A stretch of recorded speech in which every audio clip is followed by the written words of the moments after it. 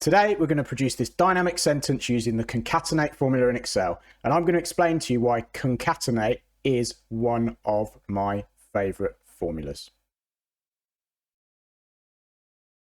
In cell C3, I've got the word love, and in cell C5, I've got the word cats. I want to write I love cats using the concatenate statement. Let me build it up for you. So if we click into F5, we're going to use that as our cell, type concatenate, spell it right, concatenate, open brackets, and it'll ask us for text 1. We're going to click on C3 to get the word love, put a comma, and it will then ask us for text 2. We're going to put the word cats in using C5. Close the brackets, hit enter, and we've got love cats. What we've not got is any spaces, and we haven't got the word I.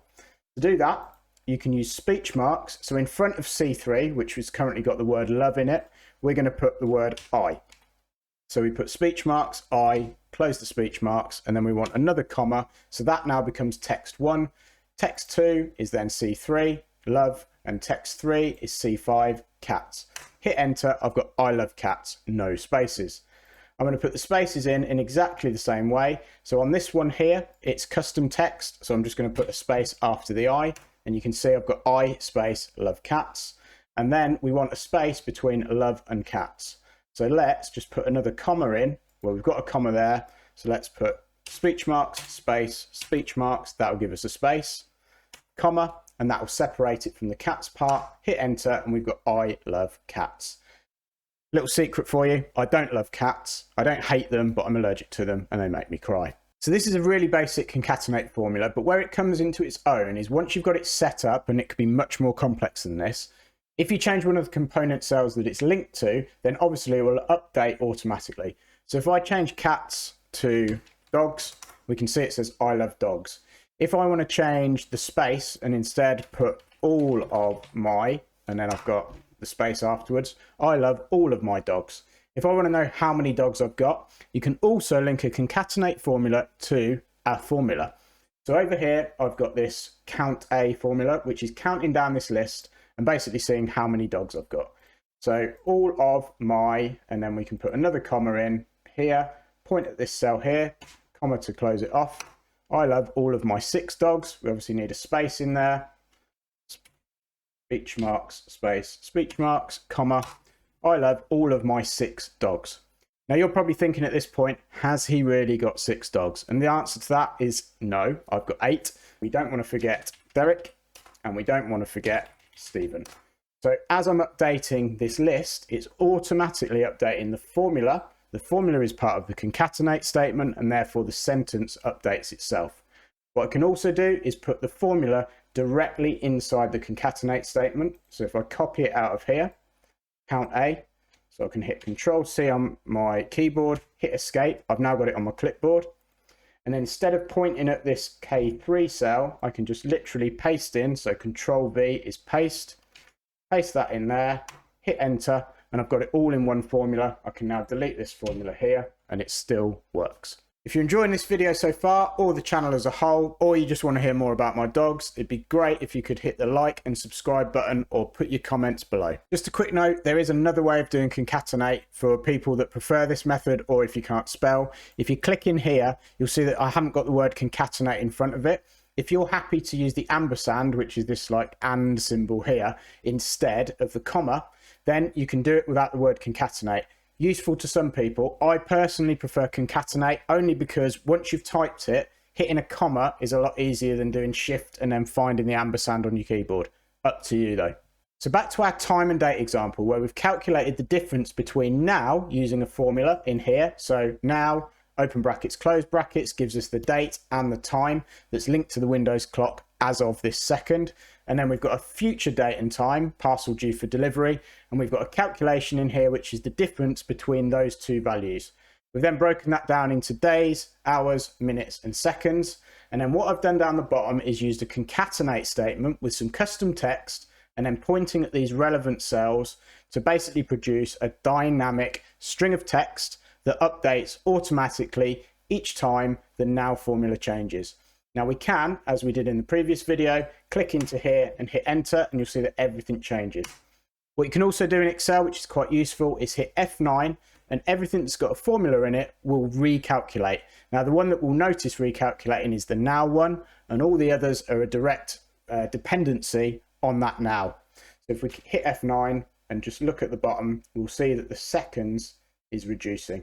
4 seconds, 3 seconds. We'll wait a few seconds and we should see the minutes go down as well.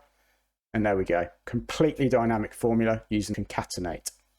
Here's a real world example of how we could combine multiple cells into a single cell that tells us all the information without having to read 3 different cells individually.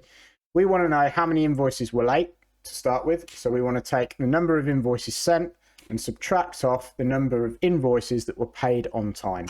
So 1 minus the other gives us 2551. Now to work out what that is as a percentage of invoices that were late, we can do equals 2551 divided by the total invoices that were sent, 5678, and we get 0.45.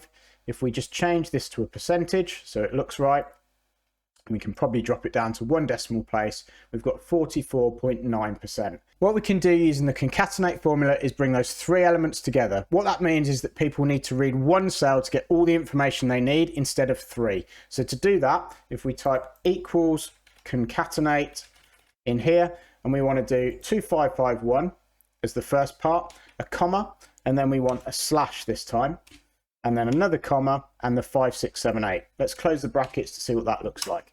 So we're saying 2551 out of 5678. Wouldn't it be great if we could get the percentage in there as well? So let's just put another comma and click on the percentage and hit enter. You'll see that it's gone absolutely crazy. So what we need to do is format that percentage. Now I've spoken to you before about how if we've got a value in a cell and we change the format of the cell, it doesn't actually change the value. When you do a concatenate statement, it's just using the pure value from the cell. So if you want to format it in a different way, you have to tell it in the concatenate statement. Let me show you. So for this D9, we need to put text, open brackets. D9 is then the value. And if we put a comma after it, you can see that it wants the format of the text.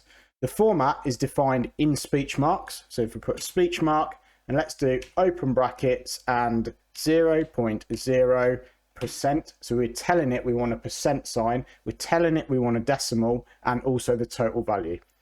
If we then put another bracket and the speech marks to close it, that's telling us we want brackets enclosing 0.0%, and that will show whatever value the percentage is.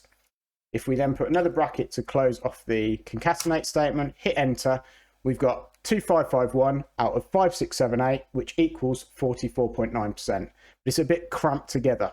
As well as custom text, formulas and cell references, we can also add in ASCII characters, I think that's what they're called, into concatenate statements.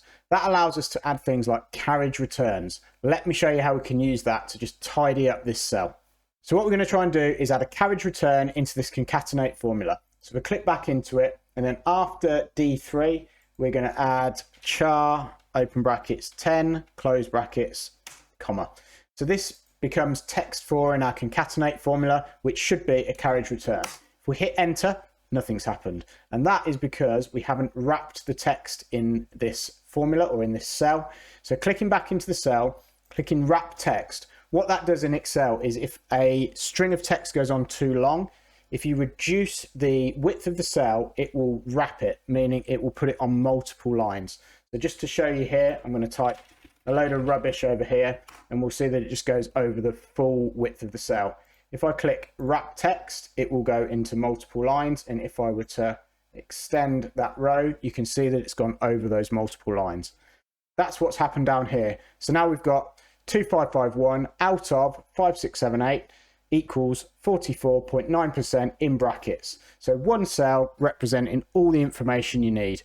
Much nicer for the end user.